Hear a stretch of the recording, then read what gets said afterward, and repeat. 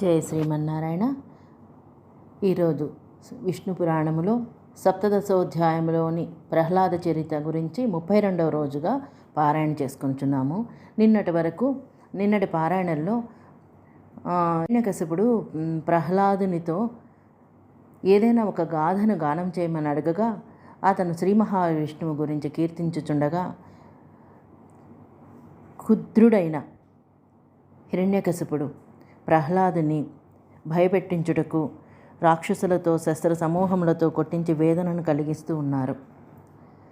ప్రహ్లాదుడికి హిరణ్యకశిపుడికి మధ్య జరుగుతున్న వాదన. ప్రహ్లాద ఉవాచ. ప్రహ్లాదుడు పలికెను, భయం భయానామపహారిణి స్థితే మనస్యనంతే మమ కుత్ర తిష్టతి యస్మిన్ స్మృతే జన్మ జరాంతకాది భయాని సర్వాణ్యపయాంతి తాత. తండ్రి, సకల భయమును తొలగించు అనంతుడు నా మనసులో నుండగా నాకు ఇక భయం ఎక్కడున్నది? ఆ శ్రీహరిని స్మరించినంత మాత్రముననే జన్మ జర అంతకాది సకల భయములు తొలగిపోవును. హిరణ్యకశిపురువాచ. హిరణ్యకశిపుడు పలికెను, భో భో సర్పాదురాచారం ఏనమత్యంత దుర్మతిం విషజ్వాలాకులైర్వక్త్రైః సద్యో నయత సంక్షయం.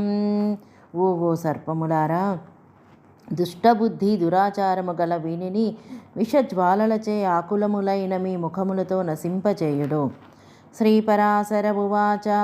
శ్రీపరాశరుడు పలికెను, ఇత్యుక్తాస్తేన తే సర్పాః కుహకాస్తక్షకాదయః అదసంత సమస్తేషు గాత్రేష్వతి విషోల్బణాః. హిరణ్యకశిపుడు ఇట్లు పలుకగా క్రూరములైన ఆ తక్షకాది సర్పములు అత్యంత విషముతో తీక్ష్ణములైనవై సకల అవయవములందు కరచినవి. విష్ణు చిత్తీయ వ్యాఖ్యా. ఇతి కుహాకాహ క్రూరాః. విష్ణు చిత్తీయ వ్యాఖ్యకు అనువాదం కుహాకాహ అంటే క్రూరములు. సత్వాసక్తమతి కృష్ణే దస్యమానో మహోరగైః న వివేదాత్మనో గాత్రం తత్స్మృత్యాదాహ్లాద సంస్థితః. ఆ ప్రహ్లాదుడు శ్రీకృష్ణుని యందు అత్యంత ఆసక్తమైన బుద్ధి కలవాడుగాన మహాసర్పములు కరచుచున్నను ఆ శ్రీహరి స్మరణ వలన కలిగిన సంతోషముతో పరవశముననున్నవాడు కాన తన శరీరమును తెలియకపాయెను. సర్పావూచుః. సర్పములు పలికినవి, దంశ్రా విశీర్ణా మణయస్ఫుటంతి ఫణేషు తాపో హృదయేషు కంపః నాస్యత్వచి స్వల్పమపీహ భిన్నం ప్రసాధి దైత్యేశ్వర కార్యమన్వత్. మా కోరలు చీలిపోయినవి, మణులు పగులుచున్నవి, మా పడగలపై తాపము కలుగుచున్నది, హృదయములలో వణుకు కలుగుచున్నది. కానీ ఈ ప్రహ్లాదుని చర్మము కొంచెము కూడా భిన్నము కాలేదు. కావున ఓ దైత్యేశ్వర, మాకు ఇంకొక పనిని ఆజ్ఞాపించుము. విష్ణు చిత్తీయ వ్యాఖ్యా. దంశ్రా ఇతి దంశ్రా విశీర్ణా ఇది విషస్య ప్రాతిలోమ్యాత్. విష్ణు చిత్తి వ్యాఖ్యకు అనువాదము, దంష్ట్రలు చీలినవి అనగా విషము ప్రహ్లాదునికి కాక ప్రతిలోమముగా దంష్ట్రలలో పాకి దంష్ట్రలు చీలినవి అని అర్థము. హిరణ్యకశిపురువాచ. హిరణ్యకశిపుడు ఇట్లు పలికెను, హే దిగ్గజా సంకటదంత మిశ్రాః ఘ్నతైనమస్మద్రిపు పక్షభిన్నం తజ్జా వినాశాయ భవంతి తస్యా యధారణేః ప్రజ్వలితో హుతాశః. సంకీర్ణములైన దంతములతో కలిసి ఉన్నవో దిగ్గజములారా, మారిపువు అనగా విష్ణు భక్తులచే భేదమును పొందిన అనగా మా పక్షమును వదిలి శత్రుపక్షమును ఆశ్రయించిన ఇతనిని వధించుడు. నీ నుండి పుట్టినవాడు నీకు నాశనము కలిగించునా అనగా లోకములో ఒకదాని నుండి పుట్టినది కూడా తన పుట్టుకు కారణమైన దానిని నశింపచేయును. అరణి నుండి పుట్టిన అగ్ని అరణినే దహించును కదా, అట్లే ఇదియును. విష్ణు చిత్తీయ వ్యాఖ్య. హే దిగ్గజ ఇది సంకటేతి చతుర్దంతతయా పరస్పర నిబడదంతయుక్తాః రిపుపక్షేణ భిన్నం అస్మత్తో భేదినం తస్య ప్రహ్లాదస్య. విష్ణుచిత్తి వ్యాఖ్యకు అనువాదం. సంకటదంతమిశ్రాః. సంకట అనగా 4 దంతములుండును కాన ఒకదానితో ఒకటి కలిసి స్నిగ్ధముగా ఉన్నవి అని అర్థము. రిపుపక్షేణ భిన్నం, రిపుపక్షము వారు మా నుండి వేరు చేసినారు అని భావము. తస్య ఆ ప్రహ్లాదునికి. శ్రీపరాశర ఉవాచ. శ్రీపరాశరుడు పలికెను. తతస్స దిగ్గజైర్బాలో భూభ్రూశ్చిరఖర సన్నిభైః పాతితో ధరణీ పృష్ఠే విషాణైరప్యపీడ్యతాం. అంతటా పర్వత శిఖరముల వంటి ఆ దిగ్గజములు ప్రహ్లాదుని భూమిపై పడవేసి తమ దంతములతో పీడించినవి.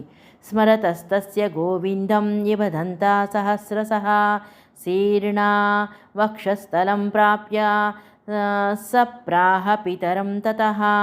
ప్రహ్లాదుడు గోవిందుని స్మరించుచుండగా వేల కొలది ఏనుగుదంతములు బాలుని వక్షస్థలమును పొంది చీలిపోయినవి. అంతటా ప్రహ్లాదుడు తండ్రితో ఇట్లు పలికెను. ప్రహ్లాద ఉవాచ. ప్రహ్లాదుడు ఇట్లు పలికెను. దంత గజానాం కులిశాగ్ర నిష్ఠురాః శీర్ణా యదేతే నబలం మమేతత్ మహావిపత్ పాప వినాశనోయం జనార్దనానుస్మరణానుభావః.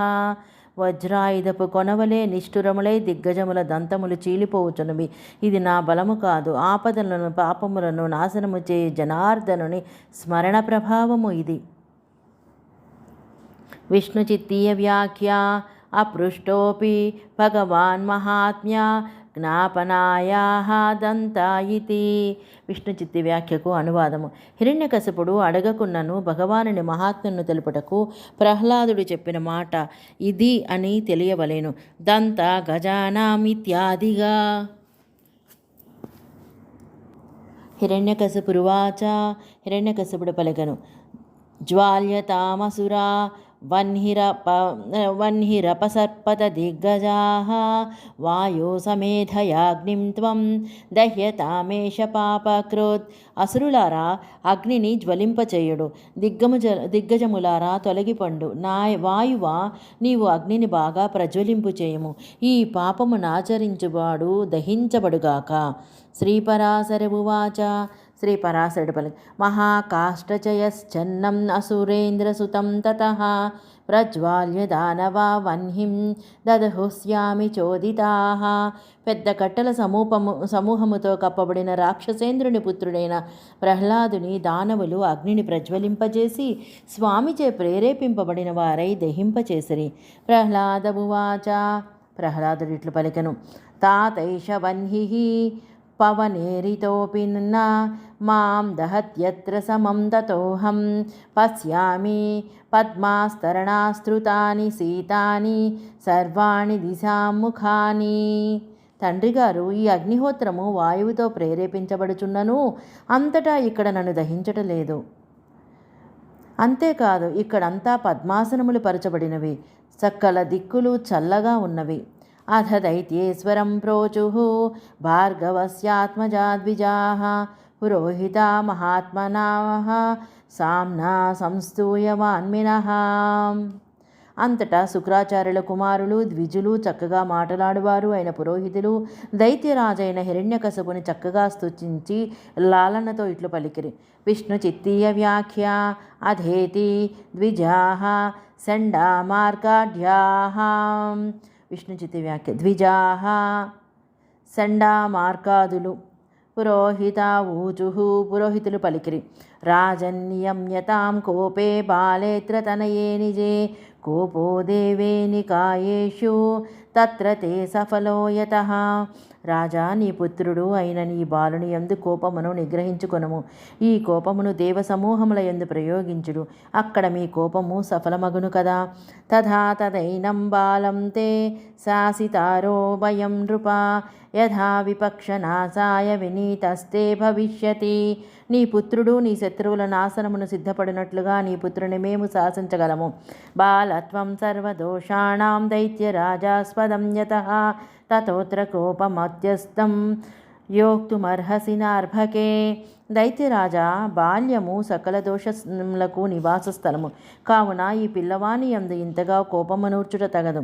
నత్యక్ష్యతి హరేః పక్షం తస్మాకం వచనాద్యది తతకృత్యాం వధాయాస్య కరిష్యామో నివర్తిని.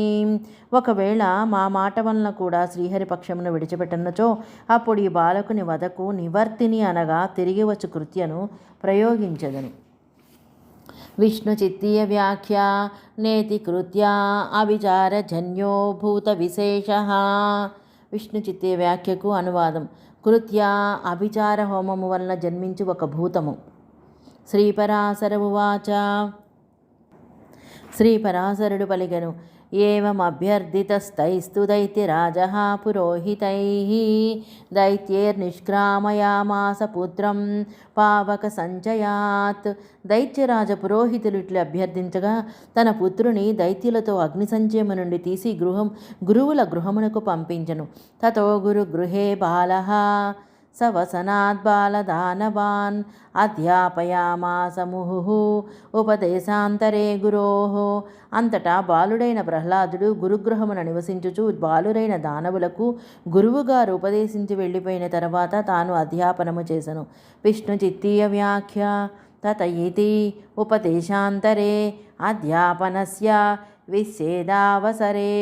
విష్ణు చిత్తి వ్యాఖ్యకు అనువాదం. ఉపదేశాంతరే అధ్యాపనము చేసి కొంతసేపు ఆపి మరలా అధ్యాపనము చేతురు.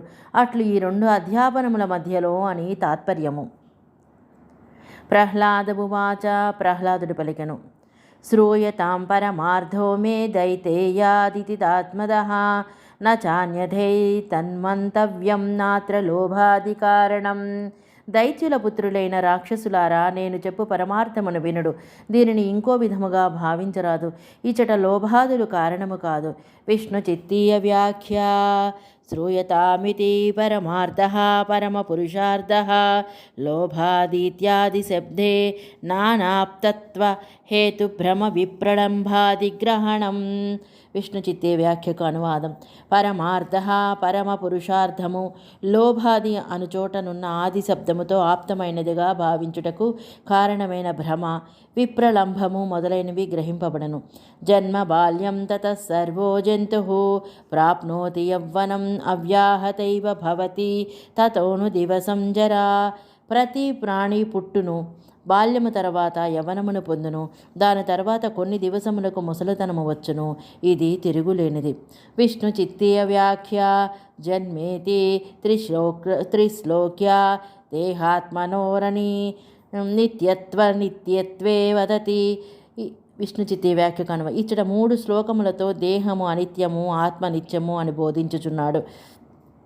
తతస్య మృత్యుమభ్యేతి జంతుర్దైత్యేశ్వరాత్మజాః ప్రత్యక్షం దృశ్యతే చైతత్ అస్మాకం భవతాం తథా. దైత్యాధిపతుల పుత్రులారా, వార్ధక్యము తరువాత ప్రతి ప్రాణి మృత్యువును పొందును. ఇట్లు జన్మము, బాల్యము, యవ్వనము, జర, మృత్యువు అనునవి 5 మీకు మాకు ప్రత్యక్షముగా కనపడుచున్నవే. విష్ణు చిత్తీయ వ్యాఖ్య. తత ఇతి దృశ్యతే చైతత్ జన్మాది పంచకం. విష్ణు చిత్తీయ వ్యాఖ్యకు అనువాదం. ఏతత్ అనగా ఈ జన్మాది పంచకము. మృతస్య చ పునర్జన్మ భవత్యేతస్య నాన్యదా ఆగమోయం తదా తస్య నోపాదానం వినోద్భవః. మరణించిన వాడు మరలా పుట్టును. ఇది ఇంకొక తీరుగా కాదు. ఇది ఇట్లని ఆగమము అనగా వేదశాస్త్రములు చెప్పినవి. అది అట్లే జరుగును. ఉపాదాన కారణము లేకుండగా పుట్టుక సంభవించదు కదా. విష్ణు చిత్తీయ వ్యాఖ్య. దేహినో దేహాత్ ప్రాగూర్ధ్వాం సత్వాన్నిత్యతేత్యాహ మృతస్యేతి పునర్జన్మ భావి దేహగ్రహణం స్యాదేవ అన్యదా మృతస్య జన్మాభావే ఏతచ్చ వర్తమాన జన్మ నచత్ స్యాత్.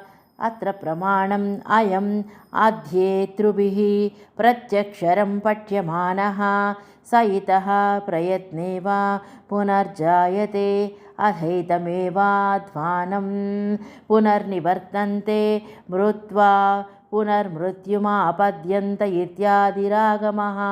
యదాగమేనోక్తం తస్య వైత్యనుగ్రాహకం తర్కం చార్వకాన్ ప్రత్యాహనోపాదనమితి ప్రతిప్రాణి ప్రతీయమానః సుఖ దుఃఖాది కార్యోద్భవః ప్రాగ్జన్మకృత సుకృతాది విశిష్టం స్థాయినమాత్మానముపాదాన కారణం వినాన స్యాదిత్యర్థః ప్రత్యక్షమేవ ప్రమాణం నానుమానాగమావితి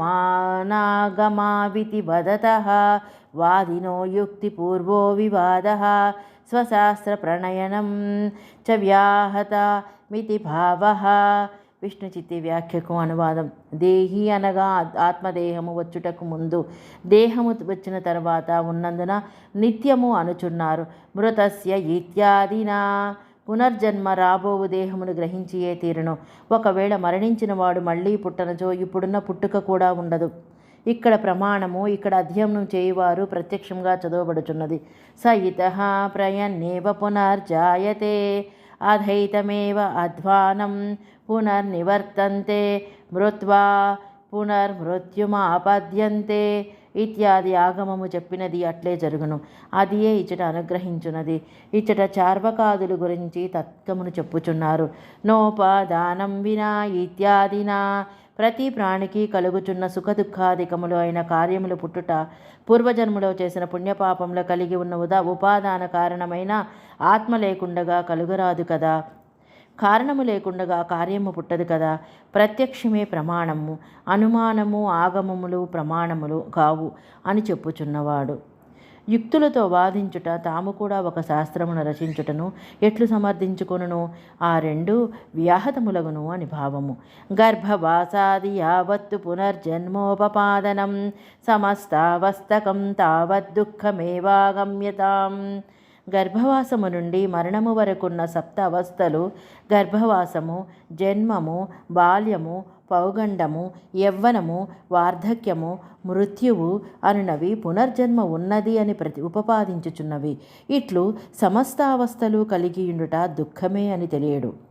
విష్ణు చిత్తీయ వ్యాఖ్య. నిత్యస్యాప్యాత్మనో నిత్యదేహాదికం గర్భాది పునర్జన్మాప్తి పర్యంత సప్తావస్థాయుక్తం దుఃఖహేతురితి వైరాగ్యాయాః గర్భవాసాదీతి.